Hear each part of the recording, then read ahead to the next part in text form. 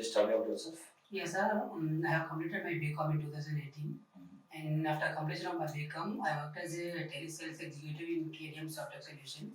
And at the time of Corona, I left my job, and after that, I went to my village.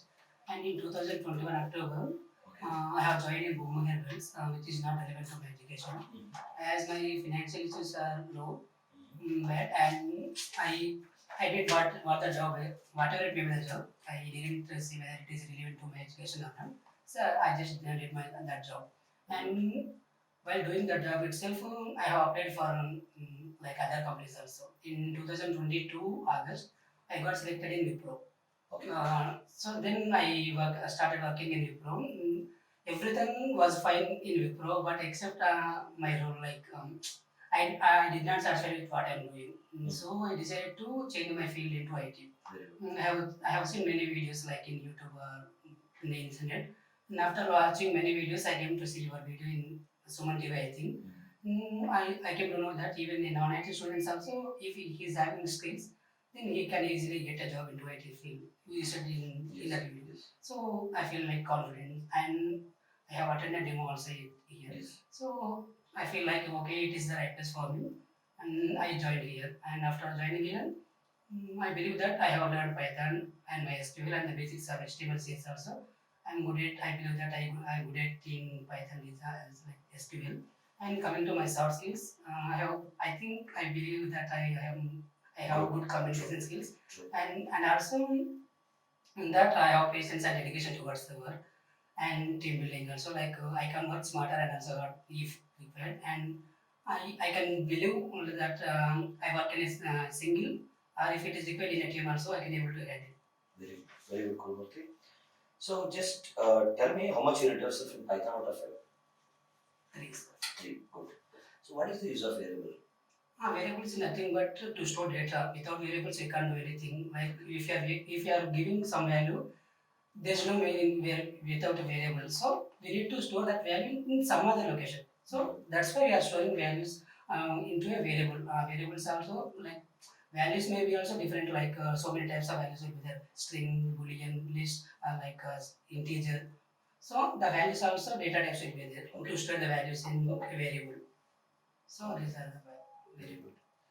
Very good. So what is the purpose of decision making statements? Decision taking statements is nothing but to take decision based on some condition output. Some, for example, if we want to take a decision based on some condition, I want to check whether the person is major or minor. Then I will check for a condition whether if he is if his age is greater than 18, then I will check is major, or he is less than 18, then he is a minor. So at that condition, at that time, to check for what we are doing in that, we are checking the condition.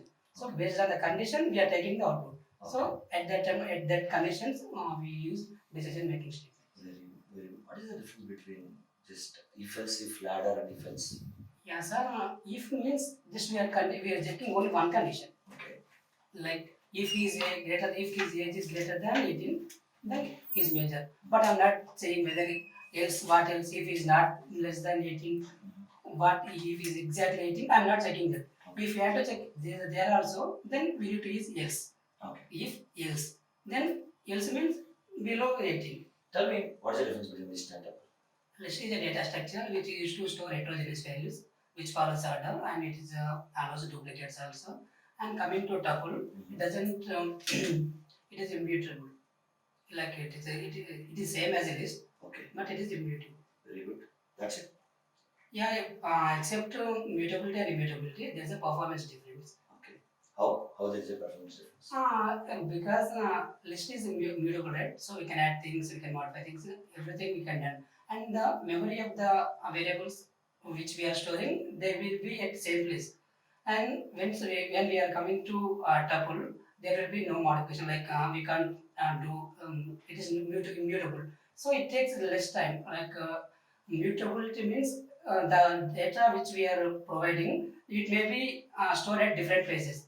Tell me what is the difference between shallow copy and deep copy? Shallow copying means copying one object into another object using the segment operator, and then the both objects refer to same over location, and the elements available in the list also will be the same. Then when we are comparing the others also, then it will be the same. While copy, So we'll try to discuss. here. If you use assignment operator, why Python is allocating same memory? Why not different memory? That's my question. Because we are using assignment operator, everything in the original list will be copied into the shallow list. If you are using new list won't be created here. When we are using like indexing or copy, then the another list will be created and the elements will be same, but addresses won't be same. But we are using assignment operator. Everything will be same. If you are making any changes in the original list, that will be reflected in the shallow copy list also. When we are changing the shallow copy list, then automatically the original list also will be same because we are using assignment operator, and we can also do it by copy like. Kind of aliasing it is. Yes. Okay. What do you mean of string? String is a collection of a group of characters which are inclusive with singular double quotes. So anything which we are writing in quotes, that will be treated as string itself, whether it is characters or special characters, numbers, whatever it may be. Whether if we are writing in quotes, then it will be treated as string itself. Can you And it write? is immutable. Okay. Can you modify the string? No. If you want to modify the string, we need to create another string like for example x is equal to some name. If you want to, we can't modify the string, but we can update with another value. Okay. Write a program like you are having a string like this. X is equal to A B C I N I U. Okay. So I want the characters which are followed by vowel. Vowel. Yes. Followed by vowel. Vowel followed by vowel. Okay.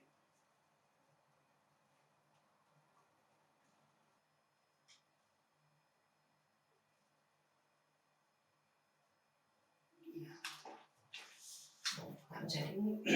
First of all, I have this taken the string, and vowels will be taken in another string. Like I'm checking each and every value, and if x of minus y minus 1. Where is I? What is I? That is the Sorry, in range. Okay. Range you used to give, sorry. In range. Then I minus 1 will, first of all, I will come here. I will be 0, 0 minus 1, nothing will be there. And 1 will be there. 1 will come here. I minus 1 is equal to here. So if it is taking whether it is available in this. If it is printing, then it will. I mean, not exactly, it is not going to cover all the things, but your code is correct, I am saying. What do you mean of scripting, Python scripting? Scripting means we are we are writing code line by line. That means we are not following any order. Like we are not knowing like whether the code is reusable.